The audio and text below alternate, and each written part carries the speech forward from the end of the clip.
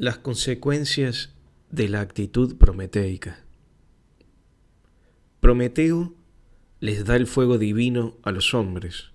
Con su capacidad previsora, se adelanta a descubrir que el potencial humano puede alcanzar un conocimiento semejante al de los dioses, dominar la naturaleza, crear cultura, de modo de liberarse de los estados predeterminados y cíclicos propios del mundo de la naturaleza. La civilización es la expresión de este poder, pero este poder está previsto por el Titán a semejanza del poder de los dioses. Los dioses eran los seres más excelsos porque gozaban de la autosuficiencia ontológica, por la que nada les faltaría y por la que gozan de las máximas perfecciones que los hacen completos y absolutamente independientes. No eran dioses que podían admirarse de los demás seres, porque en los demás seres faltaban estas perfecciones máximas. El Olimpo era la expresión aristocrática y antropomórfica de una jerarquía celeste, desde la cual el hombre comprendía el concepto de perfección. Esto inunda la concepción platónica del bien, su desprecio por lo material, por la situación encarnada del hombre, situación corruptible, contingente, inesencial para Platón. El regalo de Prometeo a los hombres es el don ígneo y eterno, gracias al cual los hombres pueden ser semejantes a los dioses. Dioses mortales, humanos, mundanos, sujetos al tiempo y a la historia, pero cuyas almas guardan la verdad eterna e impersonal de la divinidad, por la cual un Dios es justamente un Dios. El orden del cosmos, expresable de manera geométrica y racional, es un orden perfecto al cual los dioses mismos se someten con respeto incuestionado. No obstante, la reacción de Zeus es extrema y brutal. Prometeo es condenado a agonizar diariamente. Esta agonía solitaria en la cima de una roca del Cáucaso tal vez se exprese el precio altísimo de su osadía. Esta misma osadía de buscar el poder ilimitado dentro de sí que el hombre de hoy persigue para ser su excluyente autor de su vida, sus derechos, sus pretensiones, su bienestar. Busca en una soledad infranqueable la pócima que alivie su aislamiento y que es la mirada probatoria que le aplaude en las redes sus exhibiciones de fotos, estados, frases e inclusive su exhibicionismo. Prometeo destruye lo que Zeus había previsto como un orden total, dándole al hombre un lugar animal y mortal que nada lo asemejara a la jerarquía divina. El hombre crea un nuevo orden en el mundo, el cual muchas veces le sirve para vivir a espaldas del orden universal.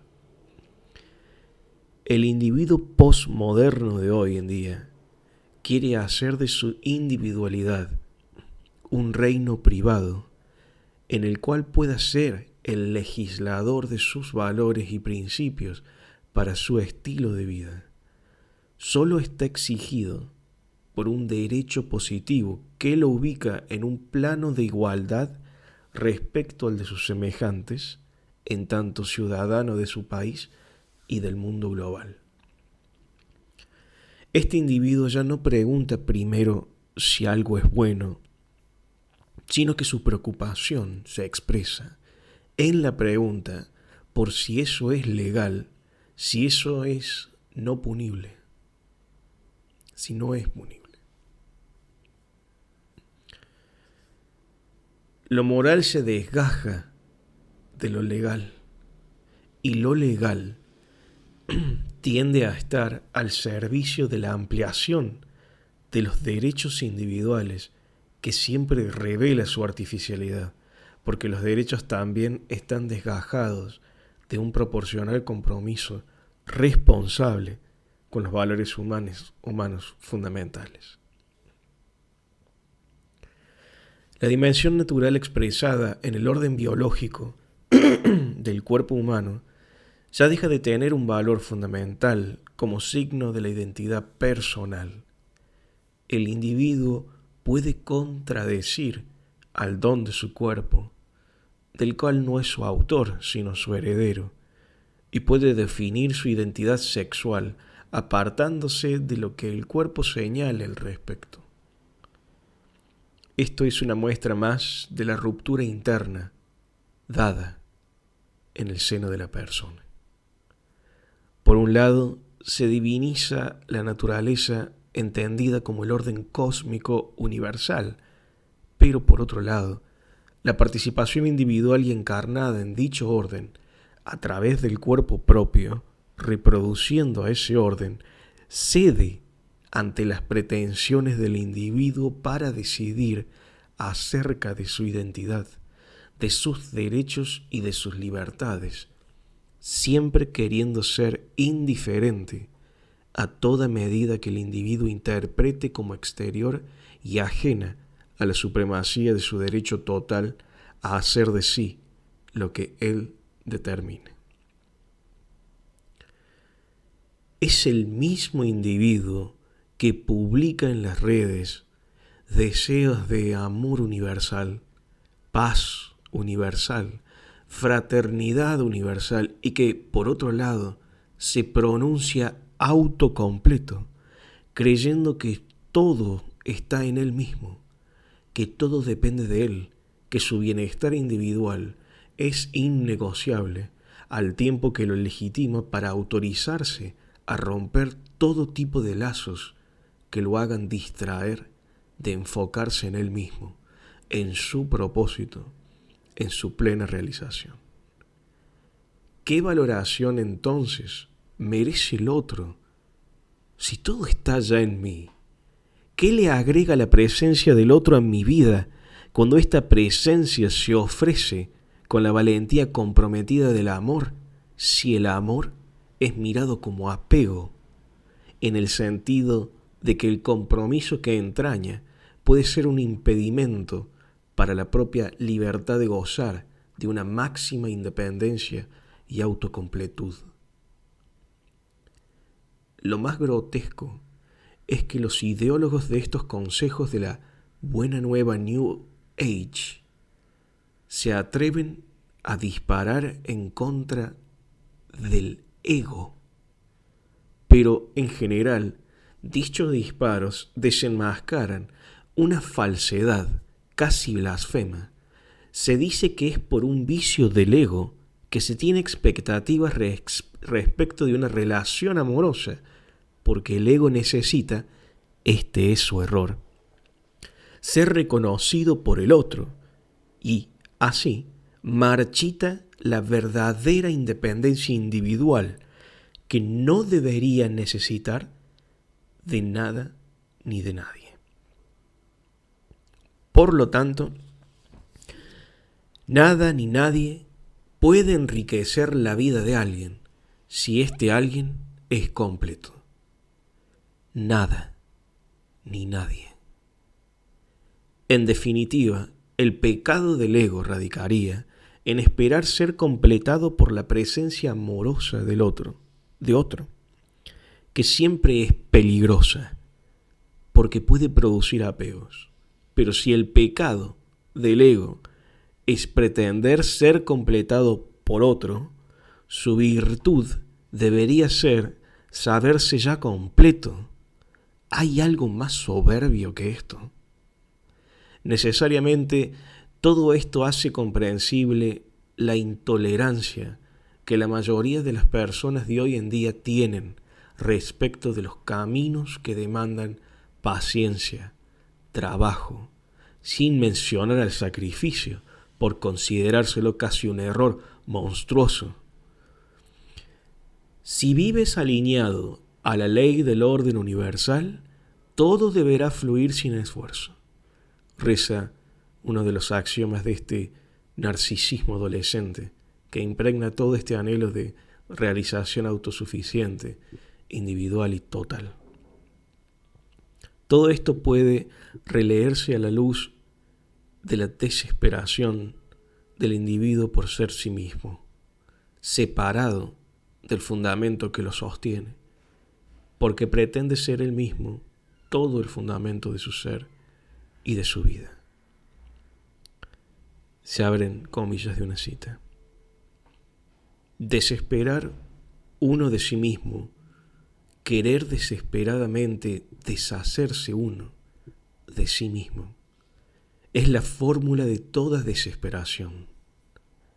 De suerte que también la otra forma de desesperación, que uno desesperadamente quiera ser sí mismo, puede resolverse en la primera, a saber, que uno desesperadamente no quiere ser sí mismo. Se cierran comillas.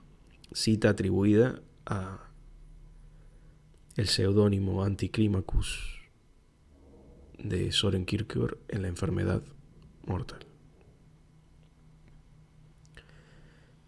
Asumir la condición de persona es asumir que la persona es una categoría radicalmente distinta a la categoría de individuo.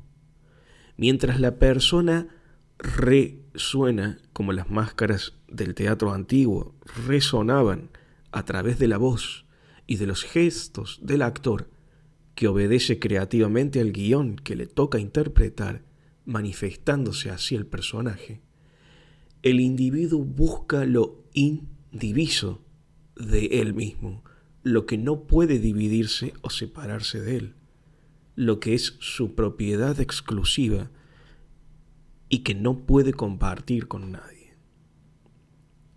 La persona debe aprender que su tesoro es su misma incompletitud, porque la única perfección en que la persona es supremamente sí misma es la perfección en que se trasciende a sí misma, gracias a su donación libre hacia el encuentro con otro en el amor. Esta finitud especial, esta incompletitud generosa, nos capacita para otro. Es la condición de posibilidad de que otro, con su presencia única, resignifique y expanda el misterio propio de uno mismo. Esta incompletitud que desde los ojos que miran como ideal la autosuficiencia es un defecto desde las posibilidades del amor, es la perfección imprescindible. Entonces, bajo la perspectiva de la persona y no de la del individuo, querer ser sí mismo de manera autosuficiente y autocompleto es desesperar de la propia condición de persona, por identificarse idolátricamente con la condición de individuo entendido como totalidad. Querer ser sí mismo como un ser autocompleto es desesperar de la identidad esencial y personal más honda de uno mismo. Desesperar de la condición de persona que nos constituye para la trascendencia es despreciar al amor, al otro, al compromiso, a la responsabilidad y al sentido más profundo de la libertad. Ser libres es ser capaz de ofrecer un testimonio a favor del bien y que no se deje condicionar ni siquiera por el sufrimiento o la misma muerte. La libertad se expresa tal vez máximamente en el mártir que ha decidido ofrendar su vida a favor de un bien que es mayor que su supervivencia mundana. En dicho bien resplandece el valor sagrado e infinito de su testimonio personal e intransferible. Por tanto, en su sacrificio resplandece la autoafirmación perfecta de todo el misterio de su ser personal.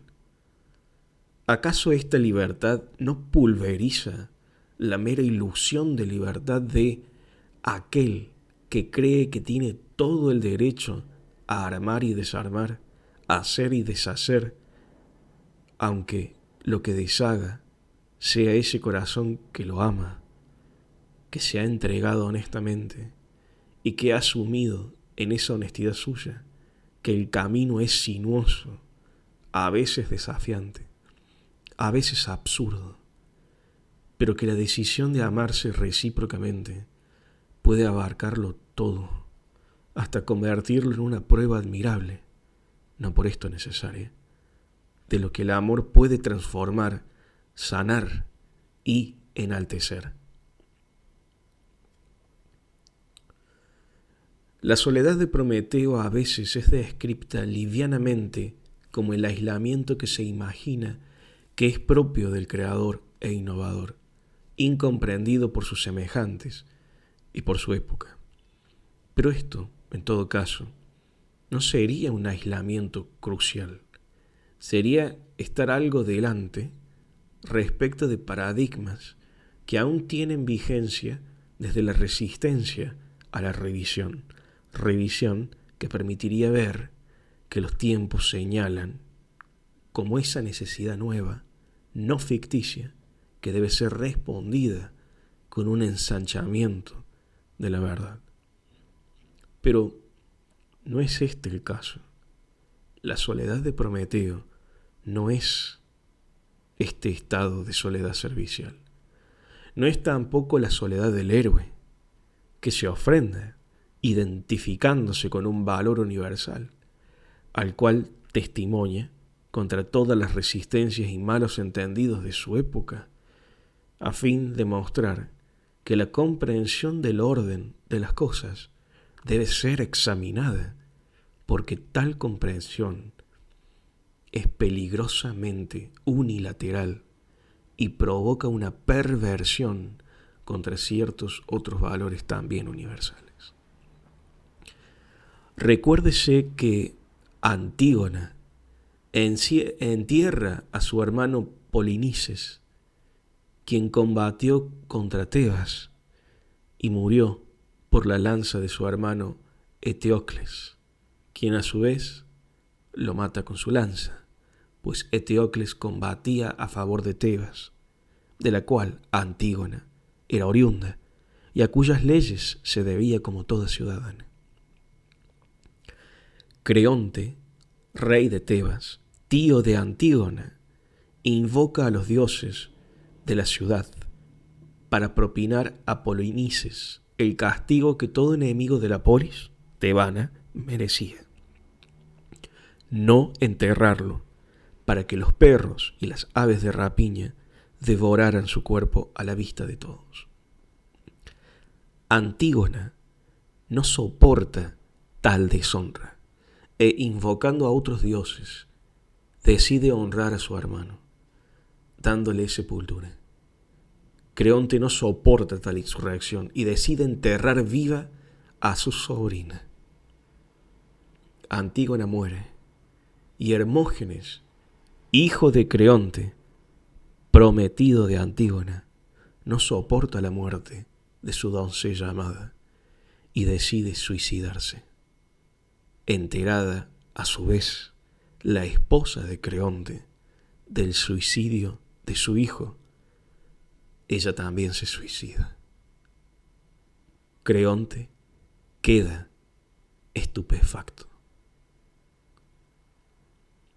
La rivalidad entre dos valores universales, a saber, el valor de la fraternidad, que Antígona reivindica dándole su vida para testimoniarlo en favor de Polinices, cuya etimología es gran conflicto, y, por su parte, el valor de la ciudad, que debe ser honrado respetando sus leyes y la aplicación de las mismas por parte del monarca.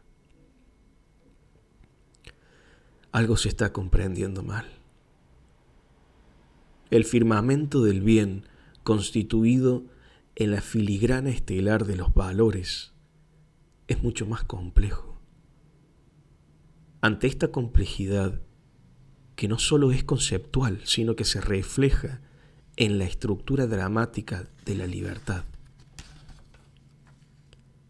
incompatible con todo determinismo, muchas veces se opta por banalizarla. Porque sería más simple denigrar la batalla trágica entre dos personajes si uno se identifica con el mal y el otro se identifica con un valor. Parece simple darle la razón a Batman cuando es objeto del escarnio del Guasón. Parece simple si a uno de ellos, Batman, lo identificamos como el justiciero y al Guasón lo identificamos como el malhechor despiadado.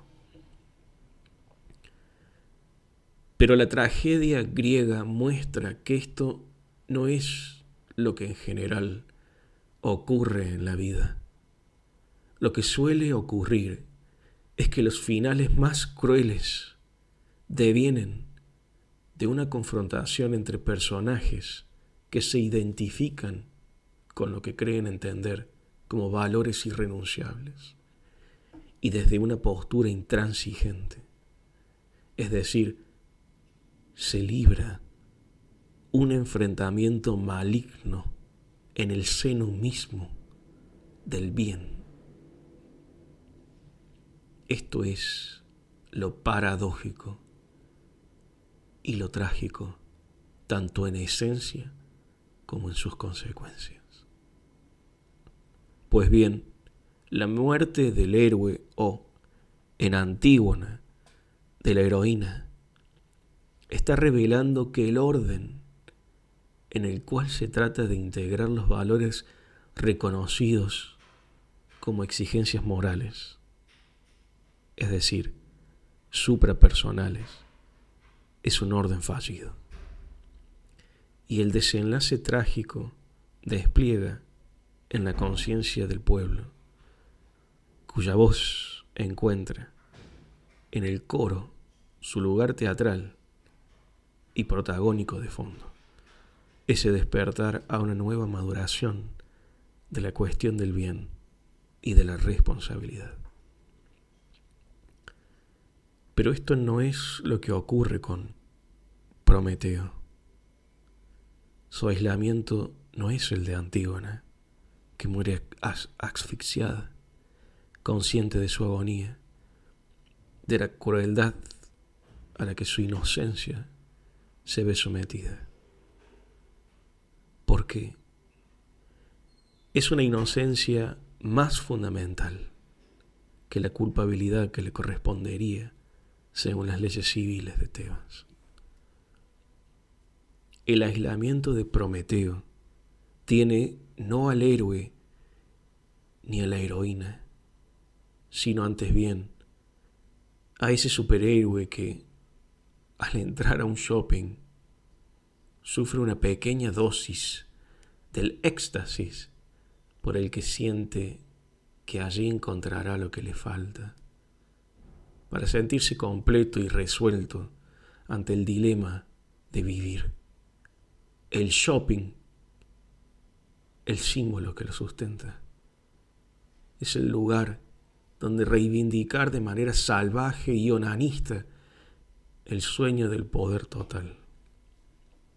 Este es el aislamiento que convierte en una rutina trivial cada paseo, en el que, mientras se espera el café, se está pendiente de las redes, tal vez esperando un hallazgo, que, como nuevo juguete, está destinado a desvanecerse ni bien lo tengamos en nuestras manos, nuevamente vacías, desesperando profundamente de sí mismas. Mientras esperamos la torta predilecta, mientras los niños también están jugando con algún aparato, mientras el papá y la mamá dialogan virtualmente con personas incógnitas y que están mucho más presentes en el ritual familiar de esa merienda que los propios comensales que comparten la mesa del paseo. Hasta pronto.